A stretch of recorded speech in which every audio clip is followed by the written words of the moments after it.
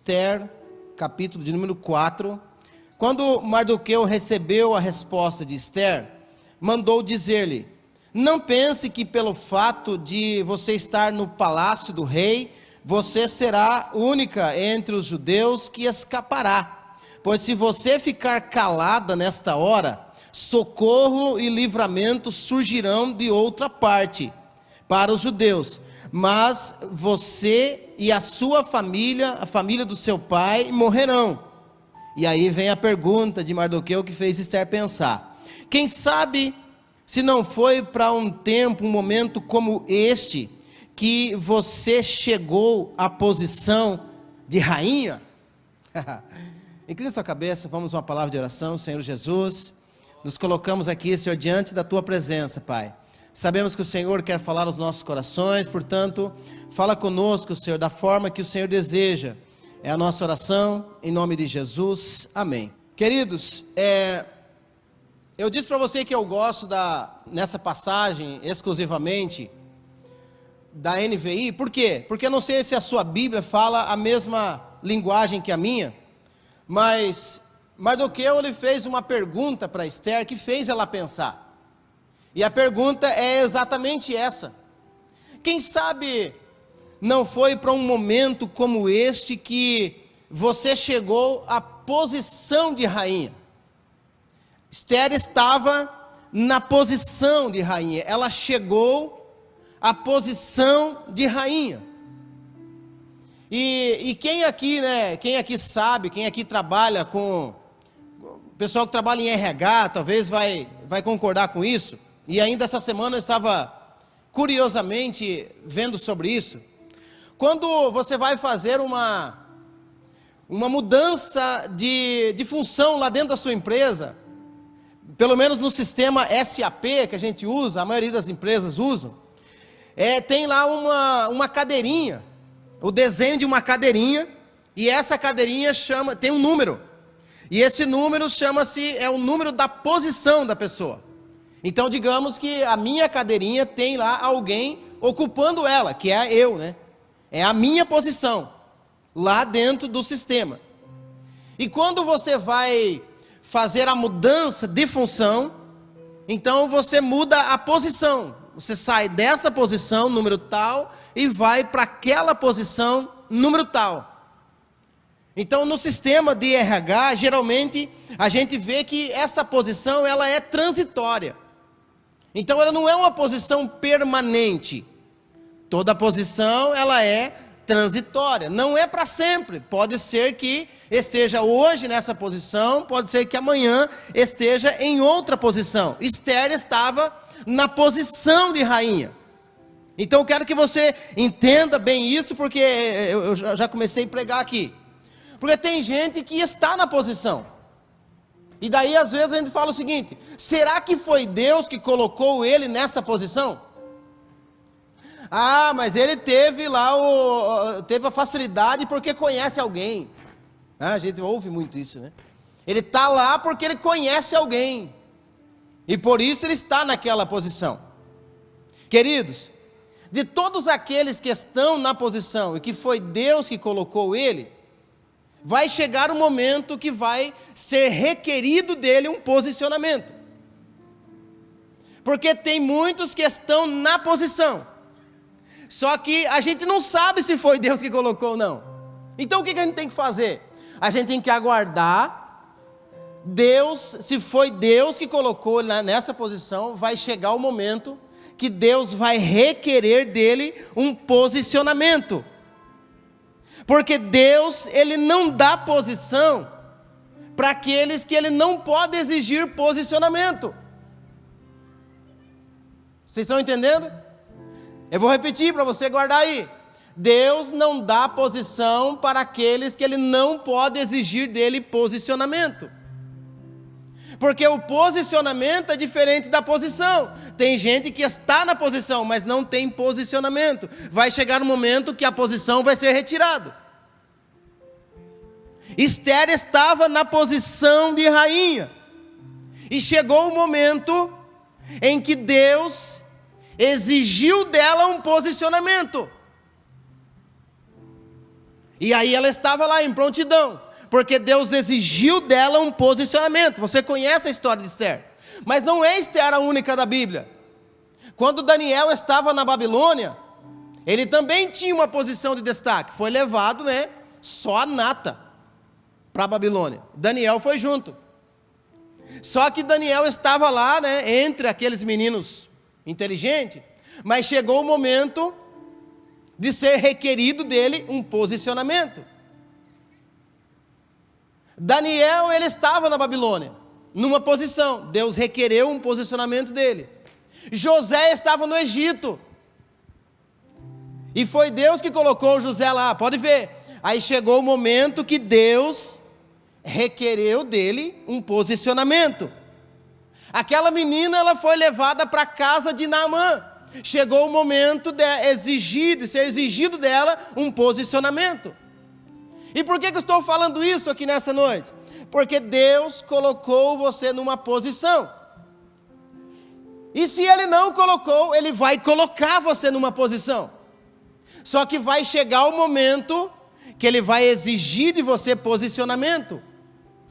E Deus não coloca ninguém na posição que Ele não possa exigir dele um posicionamento. Amém ou não amém? Amém, irmãos? Então vamos caminhar aqui, olha só. Aonde há sempre uma crise, queridos, aonde há uma crise que se instaurou naquele reinado de Esther, há também uma atmosfera para criatividades. Em toda a história, sempre que houve uma crise, há também uma atmosfera de criatividade. Pode ver que agora no tempo de pandemia não foi diferente. Houve uma atmosfera de criatividade, aquele que fazia A começou a fazer B. Quem achava que ia morrer de fome porque as empresas fechou, ele conseguiu criar outras coisas. E ele foi criando novas coisas e conseguiu passar a pandemia. E nós, como cristãos, como igreja, nós somos pessoas inteligentes, amém? Deus, Ele dá inteligência para nós. A Bíblia diz que aquele que não tem inteligência, peça a Deus. Aquele que não tem sabedoria, peça a Deus, que Ele o dá. Nós somos a resposta para os momentos de crise. E eu vou provar para você na história, olha só. Antigamente, por volta ali do ano 460 depois de Cristo, os leprosos não tinham lugar para ficar. Os leprosos eram jogados para fora da cidade, porque eles contaminavam todo mundo. E eles eram jogados para fora da cidade e viviam lá. Até o momento em que no ano 460 depois de Cristo, chegou um cristão lá para criar o primeiro leprosário. O primeiro leprosário. Aí, a história de Calvino todo mundo conhece aqui. 1536, Calvino chega em Genebra e ele começa a observar que só os ricos iam para a escola. Só os ricos tinham direito à escola, porque eles conseguiam pagar. Calvino vê essa crise, vai lá e funda a primeira escola pública de Genebra, que depois virou um sistema de ensino para o resto do mundo. Calvino sendo um cristão. E por que a gente não falar aqui da belíssima história, lá do ano do século XIX, quando a Revolução Industrial estava no seu auge. Aí as mães, os pais iam para a empresa e deixavam seus filhos em casa. Seus filhos não ficavam em casa, iam para a rua. Começou a aumentar a criminalidade, começou a aumentar o suicídio, o homicídio, começou a aumentar o índice de drogas, as moças começaram a vender o seu corpo na rua, se prostituírem, até o momento que chega um homem lá, um cristão chamado George Williams, e ele vê essa crise instaurada, e ele vai lá e cria a Associação de Cristãos, a Associação Juventude de Cristãos, para jovens, tirar os jovens da rua, e que essa associação, ela foi a primeira associação da Europa, e dessa associação que logo hoje, né, mais de 170 anos de história, já está em 119 países, com 11.200 sedes, 58 milhões de pessoas conquistadas, 725 mil voluntários, o maior e mais antigo movimento cristão do mundo. Sabe o que saiu dessa associação que o cristão fundou lá na Europa? De lá saiu o basquete, de lá saiu o futebol, de lá saiu a ginástica. Então veja, queridos, que quando há uma crise, há também uma atmosfera de criatividades. E nós estamos falando sobre espiritualidade na prática. E a gente vai entender melhor o que é isso. Por que a gente não falar aqui do exército da salvação? Olha só, exército da salvação, que vocês conhecem, aonde a cruz é vermelha. Quem que deveria ter criado um negócio desse? Se não é um cristão? O exército da salvação, que a gente conhece a história, e aí lá dentro do exército da salvação eles criam a cruz vermelha. Por que cruz vermelha? O exército da salvação, os primeiros membros deles foram viciados em drogas. Os primeiros voluntários foram pessoas que foram salvas da prostituição. O fundador dele, um homem chamado William Booth, ele tinha um lema com ele. O lema dele era os 3 S, era por onde o cristão ia, o cristão deveria pensar nesses 3 S, que era sopa, sabão e salvação. Era o lema dele. E hoje a gente conhece, né, o exército da salvação. Então, a minha pergunta para você, antes da gente continuar, é: o que você quer que os seus filhos ouçam? Quando alguém perguntar para ele: você é filho de quem? Ele fala: eu sou filho do Elcio. Eu sou filho do fulano de tal. O que você quer que os teus filhos ouçam quando alguém souber que eles são seus filhos? O que você quer que as pessoas falem quando eles atravessarem lá no cemitério e ver: aqui jaz Elcio, ano tal, a ano tal. Aqui jaz você, o teu nome lá. O que você quer que eles falem sobre você? Essa é a minha pergunta hoje para você. Porque as atitudes que você vai tomar daqui para frente está diretamente relacionado a esse posicionamento que você vai ter. Porque é nesse período que você toma as maiores decisões. Alguém diz que quando você chega no período, quando você passa dos 35 anos, você já vai tendo mais medo de arriscar. Você já vai perdendo o pior momento, o momento que você mais tem medo de perder o emprego. Sabe quando é?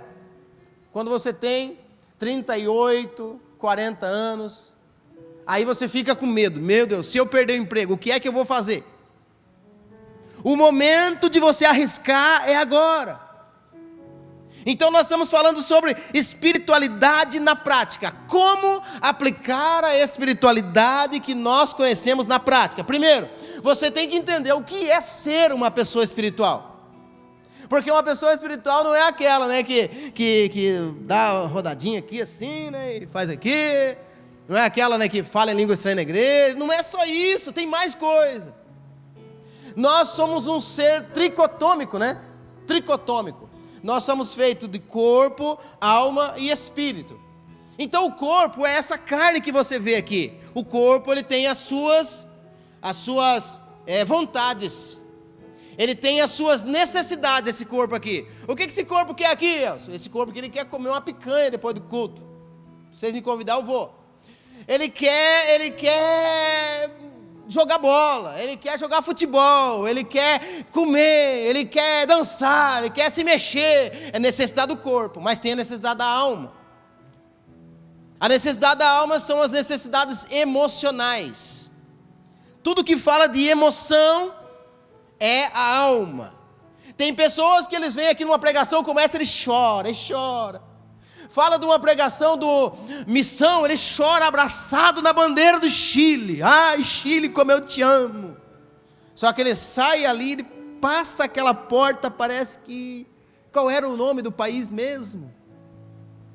Emoção, alma. Mas nós temos também espiritual, necessidade espiritual, é a conexão entre eu e Deus.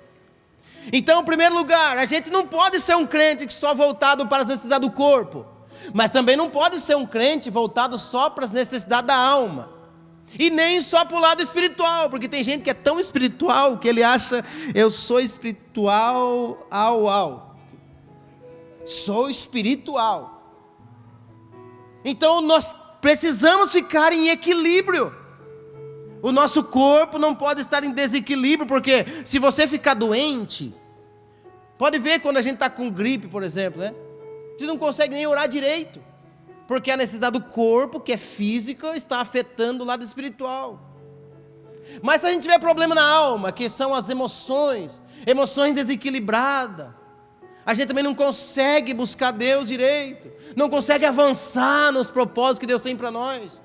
Então nós precisamos estar em equilíbrio. Então o que é ser uma pessoa espiritual? Ser uma pessoa espiritual é aquele que é guiado pelo Espírito. Guiado pelo Espírito. Romanos no capítulo 8, versículo 14, Paulo diz que porquanto todos os que são guiados pelo Espírito de Deus são filhos de Deus. Olha a identidade aqui. Você tem uma identidade, você é filho de Deus. E aí ele continua aqui dizendo, pois todos aqueles que são guiados pelo Espírito de Deus são filhos de Deus, e eles não vivem segundo a carne. Então olha só, as suas ações, as ações que você tem, elas não são movidas por qualquer influência, elas são movidas por influência do Espírito. Porque Deus, Ele quer se comunicar com você, Ele quer usar você. Sabe, queridos, eu olho para a vida de Esther aqui, eu vejo uma mulher que poderia ser problemática da cabeça aos pés. Esther poderia ter um monte de necessidades, principalmente emocionais. Por quê? Porque ela foi uma mulher que criada pelo seu primo. Mardoqueu era seu primo. Os seus pais morreram, possivelmente na guerra. Quando Nabucodonosor invadiu e matou um monte de judeus e tal, e levou para a Pérsia, possivelmente lá os pais dela morreu. Era órfã. Então olha só, era órfã, criada pelo seu primo, estava numa casa que somente ela era judia.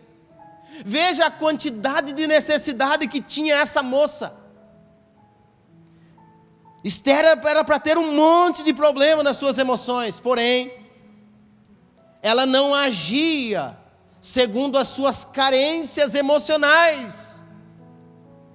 As suas ações não eram segundo as suas carências emocionais, não. Ela tinha um propósito bem definido. Ela tinha uma identidade bem definida, e isso movia as ações de Esther.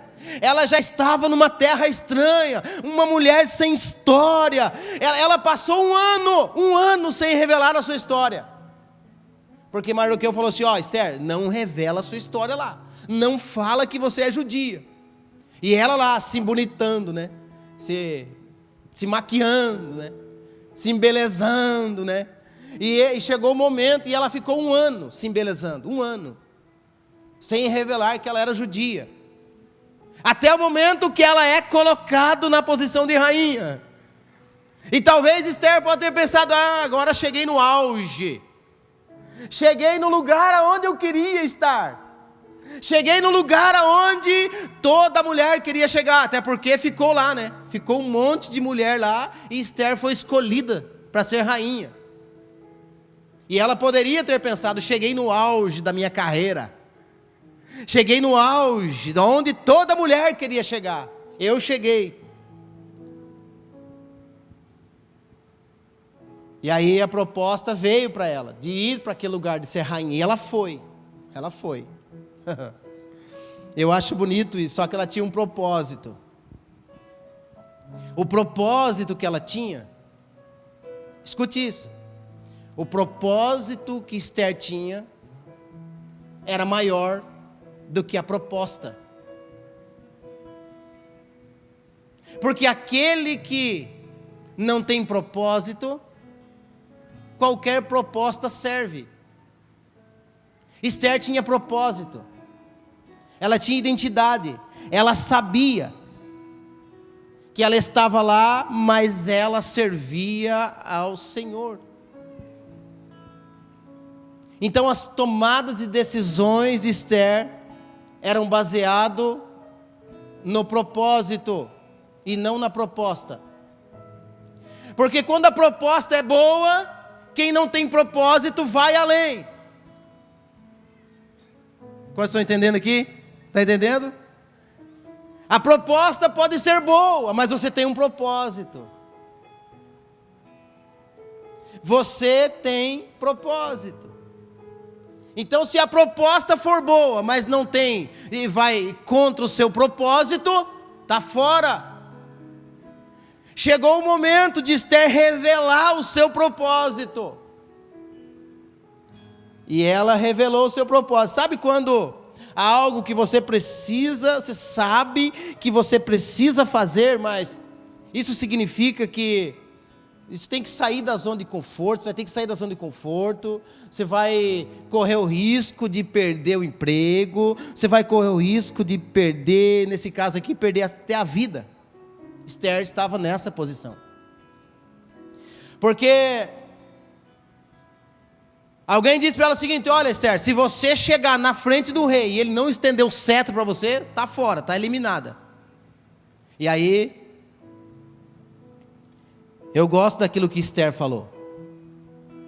Isso está ali no capítulo 15, no capítulo 4, versículo 15. Então Esther mandou essa resposta a Mardoqueu: vá reunir todos os judeus que estão em Suzã e jejuem em meu favor, não comam nem bebam durante 3 dias e 3 noites. Eu e minhas criadas jejuaremos com vocês. Depois disso eu irei ao rei, ainda que seja contra a lei. Se eu tiver que morrer, morrerei. Porque ela tinha propósito, queridos. Ela sabia que aquilo que ela tinha que fazer, ela sabia que tinha mulheres mais bonitas do que ela, mas ela entendeu que aquela pergunta que Mardoqueu fez para ela é o seguinte: será que você não está nessa posição aí, para esse momento? Ela entendeu, não, é para esse momento que eu estou aqui, e ela vai em direção a essa proposta. Às vezes isso acontece conosco, queridos, porque chega o tempo perfeito de Deus agir através de nós, mas a gente fica cocheando entre 2 pensamentos. A gente olha para a cadeia de eventos ao nosso redor, a cadeia de favores ao nosso redor e fala: não, isso daí não é para mim, eu vou ficar aqui no meu canto. Queridos, você tem que entender uma coisa. A Bíblia diz o seguinte, que não cai uma folha de uma árvore sem que Deus queira. Se você está nesse lugar, é porque Deus colocou você ali. Deus colocou você lá. E será que não foi para uma hora como essa que Deus colocou você lá? Porque assim, ó, querido, assim, ó, cá entre nós, Sr. William, ou a gente entende, ou a gente acredita que Deus, Ele está no controle, ou a gente abandona a nossa fé de uma vez por todas. Eu cheguei à conclusão, eu quero acreditar que Deus, Ele está no controle, mesmo que for das pequenas coisas, Deus está no controle. Deus, Ele segura as rédeas da existência e fala assim: ó, você vai para lá se eu permitir, você vai para cá se eu permitir. Queridos, não é impossível. Será que não é impossível a gente acreditar que Deus, Ele está vigiando todas as coisas, que nada sai do controle de Deus, que Deus não é um Deus descontrolado. Deus, ele não é um Deus descontrolado, ele vigia cuidadosamente aquilo que acontece na tua vida. Todas as coisas estão no controle dele. Então assim, ou você acredita que é ele que está no controle, ou você vai viver sempre essa vidinha, sem propósito, sem identidade, sem fé, sem dar um passo além daquilo que você pode. Eu me lembro de um dia eu estava lá na empresa e eu tinha que me deslocar de um lugar para o outro. E aí eu passei numa máquina e já estava atrasado. Meio normal, atrasado. Às vezes 9 horas não dá tempo. 9 horas fica dentro da empresa, não dá tempo de fazer tudo. Já estava meio atrasado. Aí eu passei numa máquina, olhei para um moço, estava trabalhando, e eu segui, normal, estava atrasado. Quando eu olhei para ele, eu segui assim na frente, assim. Teve algo que tocou no meu coração, de voltar lá e falar para ele uma palavra. Eu pensei assim, será? Eu vou, né? Porque eu já estou cansado também, às vezes, de Deus mandar e a gente não fazer. Sabe? Eu tomei uma decisão, eu vou fazer. Mesmo que não dê certo, eu vou fazer. E essa foi uma vez que eu decidi fazer. E eu fui lá. O nome dele é Juliano. Falei, Juliano. Falei assim para ele, cara, você já andou tanto. Você já caminhou tanto. E você é a tua história ela é tão linda. Que você já caminhou tanto para você desistir, cara. Então não desiste. Não desista dos propósitos que Deus tem para você. E falei para ele umas coisas e tal, né? E saí, eu estava atrasado, né? Larguei ele e saí. Depois que eu fui lembrar que eu perguntei para ele, você está bem? Perguntei isso. Você está bem? Ele falou que não. Depois que eu fui lembrar disso, meu Deus, ele falou para mim que não está bem. E eu nem vi, tão atrasado que eu estava. Aí eu cheguei, fui para uma reunião que eu tinha. Quando eu cheguei na reunião, fiz a reunião, voltei. Quando eu estava lá na sala, daqui a pouco, chega alguém, bate na porta, o Juliano. Olhou para mim assim e falou, tu é profeta de Deus. Você é profeta de Deus. Chegou lá e me deu um abraço. Cara, você não sabe como é que estava o meu coração naquela hora que você foi lá, cara. Se você soubesse como é que estava o meu coração, você tinha ficado lá a manhã inteira conversando comigo, mas hoje eu vim para cá decidido ir embora para minha casa, largar minha casa, sair de casa, não ir mais, fazer umas coisas erradas. Ele foi um menino que teve uma vida bem sofrida, e aí eu pensei, meu Deus, como vale a pena a gente fazer a vontade de Deus. Então, querido, ou a gente acredita que Jesus está no controle, ou a gente não crê mais em nada. Eu lembro um dia a Josi pegou e saiu de casa, nem me falou, né? Nem me falou. E a Ayla era bem pequenininha, pequenininha assim. Aí ela foi sair de casa e ela não viu, quando ela puxou a porta, a Ayla estava com esse dedinho aqui no outro lado, não é nem na fechadura, do outro lado, na dobradiça ali. Ela estava com o dedinho assim, segurando, e ela fechou a porta. Imagina que não tem nada de espaço ali. E ela fechou assim, ela só sentiu que ela viu ela lá com o dedinho pendurado assim na dobradiça. Ela abriu a porta rapidinho e ela tirou o dedo esmagado assim o dedo. E daí ela me ligou desesperado, chorando e tal. Eu falei, amor, vamos orar, pega e leva para o hospital. Fazer o quê agora? Levar para o hospital. Oramos e tal, levou para o hospital. Chegou lá, bateu o raio-x, não quebrou nada. Não quebrou nada. Aí assim, ou a gente acredita que é Deus, ou a gente fala, não, mas criança tem um anjo da guarda. Ele fica inventando essas histórias, sabe? Mas queridos, é Deus que faz. É Ele que está no controle. Esther estava aqui, mas ela acreditou, sabe? Ela teve essa ousadia, esse plano de Esther aqui, esse plano maluco de Esther aqui, de chegar na frente do rei. Era um plano que envolvia diretamente a vida dela, Mas ela falou o seguinte, mesmo eu vou para o rei, é contra a lei, mas se eu morrer, que morri, mas pelo menos eu vou fazer alguma coisa. Eu não vou deixar de fazer alguma coisa, uma ousadia em face à incerteza. Porque fé é exatamente isso, é você abrir a janela da tua casa e você não sabe o que tem do outro lado, mas você pular. Deus, eu estou pulando, e pula, está escuro, você sabe, é Deus que vai te cuidar. Fé é isso, é um pulo consciente, você sabe que Deus está no controle. E aí por isso que Esther, ela jejua por 3 dias. Ela fala, então vamos proclamar um jejum aqui. E ela jejua e ora por 3 dias.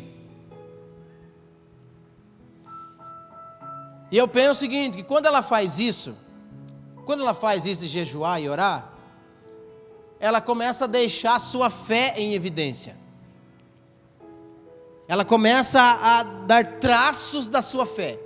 Porque ela fica, imagina só, todos os dias as meninas vinham lá, aqui é comida da rainha, comida das meninas aqui, tal, e daí Esther, não, hoje eu não quero comer. Porque tem gente, queridos, que ele coloca um propósito de jejum, mas quando ele chega lá na empresa e vê aquele bolo de morango, ai Jesus, logo hoje, Senhor, amanhã eu jejum. Quando ele vê aquele bolo de chocolate, não, eu vou deixar para amanhã. E daí troca o jejum por essas coisas. Parece que é o inimigo que faz isso, só pode. Você chega lá naquele dia do jejum, fizeram lá uma vaquinha e compraram lá o Boquitos. Chegou lá, Boquitos lá, entregar o salgadinho da Boquitos com uma nega maluca recheada. Bem naquele dia ainda. Parece que é para provar a nossa fé mesmo. Queridos, o nosso propósito com Deus, ele não é um vestibular de múltiplas escolhas, aonde você vai lá e dessas escolhas aqui, quem está fazendo vestibular já fez isso, sabe muito bem. Eu fiz vários. Aí você chega lá, tem lá uma pergunta. Quem foi Pedro Álvares Cabral? E aí você não sabe, não sabe. Vamos supor, não sabe.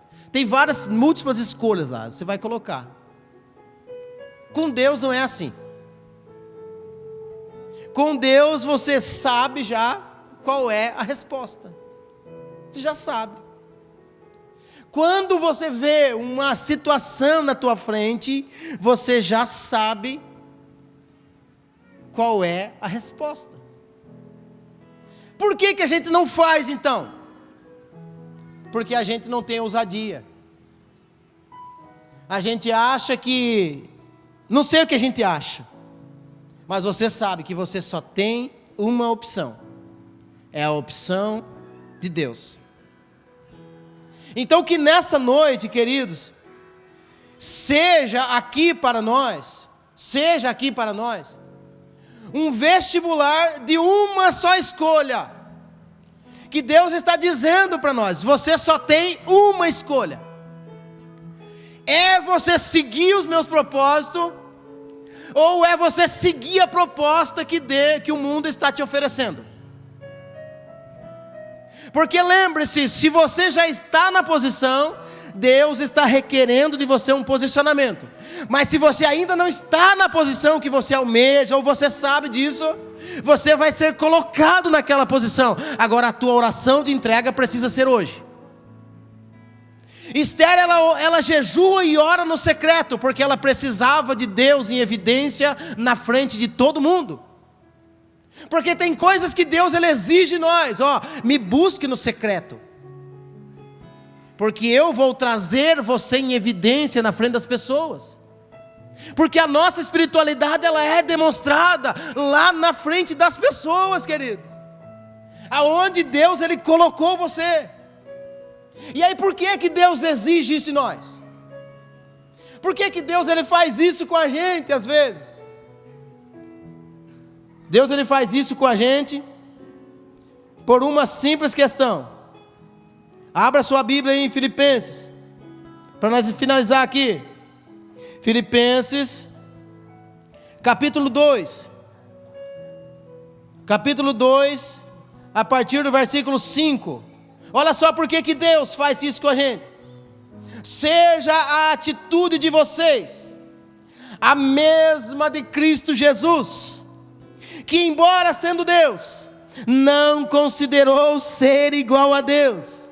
Era algo que deveria apegar-se, mas ele esvaziou-se a si mesmo, vindo a ser servo, tornando-se semelhante aos homens, e sendo encontrado em forma humana, humilhou-se a si mesmo e foi obediente até a morte, e morte de cruz.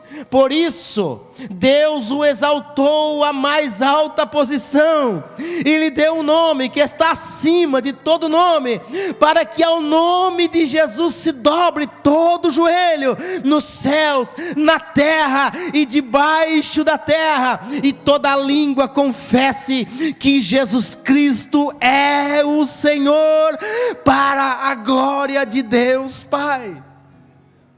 Queridos, Deus fez isso por nós. Jesus, Ele fez isso por você. Por que é que você tem negligenciado o que Ele tem te pedido?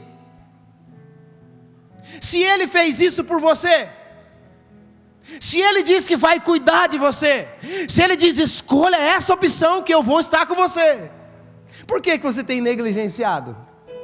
Então hoje é noite de um divisor de destino para você. Ou você segue aquilo que Deus está te pedindo, ou você segue a proposta que estão te colocando. Vamos orar? O Espírito Santo está aqui nesse lugar, queridos.